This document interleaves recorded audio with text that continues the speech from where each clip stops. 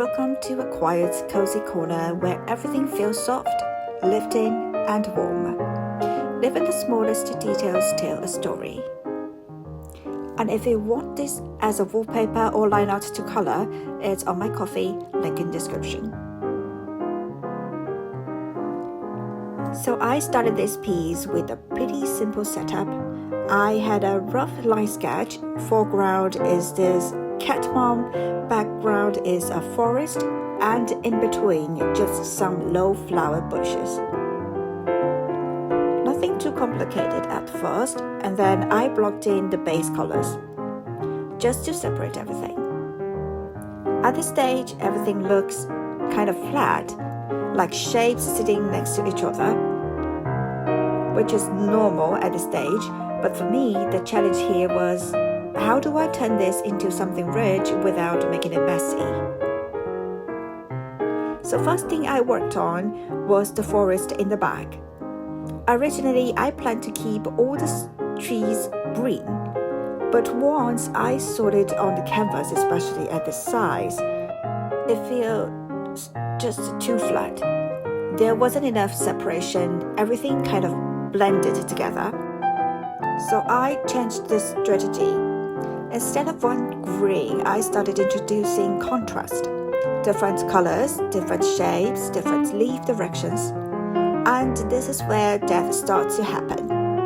Not by adding more objects, but by making each layer feel different. Now back to the foreground. This cat mom actually takes up almost half the canvas, so she has to carry a lot of visual weight. And instead of adding complexity through form, I added through pattern.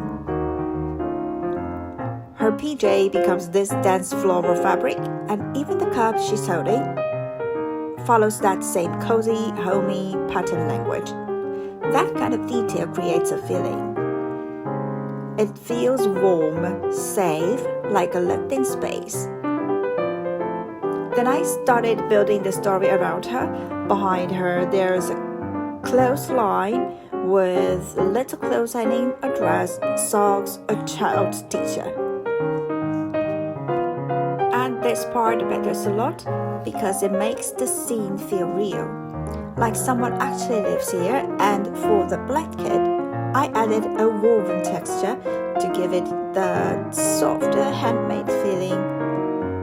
So now it's not just objects, it's atmosphere. Then I moved to the lower flower area. Instead of drawing everything randomly, I simplified the system.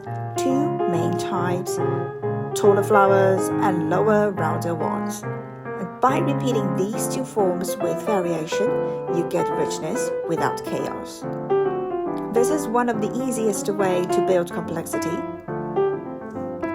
At this point, I wanted to add motion, so I placed a few birds in the sky. But I didn't stop there. I echoed that idea in the trees by adding small nests.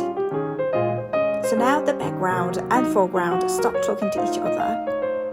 That's how the whole piece feels connected. And near the end, I felt like the colors needed more depth, so I went back and added shadows to selected elements. Not everywhere, just enough to guide the eye. And interestingly, this creates a slightly collage-like effect, almost like layered stickers, which actually adds a playful, childlike feeling. So now the piece feels dense but not overwhelming, because there's structure, patterns in the foreground, contrast in the background, and small details that reward you when you look closer. If you want to zoom in and explore all the details or even color this yourself, I've made wallpapers and line art versions. They're in my coffee, link in description. And thanks for watching, and I'll see you in the next one.